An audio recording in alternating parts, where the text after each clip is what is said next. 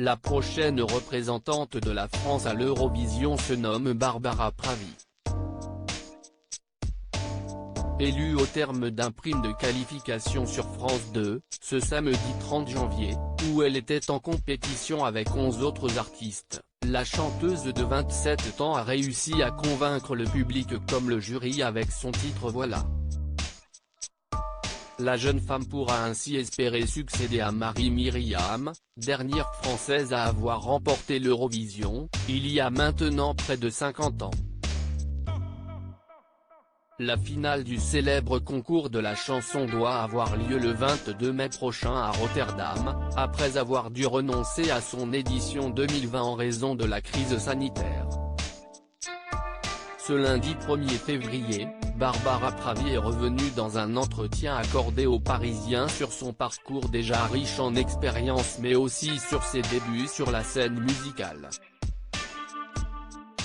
L'occasion notamment de découvrir qu'elle ne s'est pas toujours appelée Pravi. En effet, quelque temps après s'être lancée dans la musique en 2015, l'artiste qui était souvent comparée à Edith Piaf ou Barbara, décide de changer son nom de naissance pour Pravi. Un mot serbe en hommage à son grand-père qui signifie l'authentique. Un choix loin d'être anodin puisqu'à cette époque, Barbara Pravi qui vient de sortir son premier album, défend des textes puissants, féministes et empreints d'authenticité. Barbara Pravi, une référence dans le milieu? Son nom vous était jusqu'alors inconnu, pourtant Barbara Pravi se trouve derrière les plus grands hits de nombreux artistes du moment. En plus d'être interprète, elle s'est également mise à écrire des textes pour d'autres chanteurs à l'instar de Chimane Badi, Julie Zenati ou encore Yannick Noah.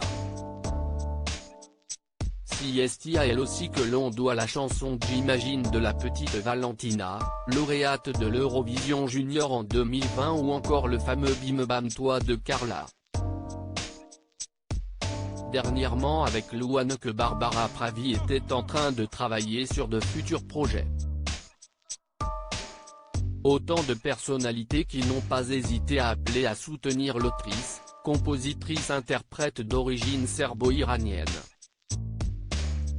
Mission réussie pour celle qui a réussi à émerveiller le public et le jury avec une prestation riche en émotions.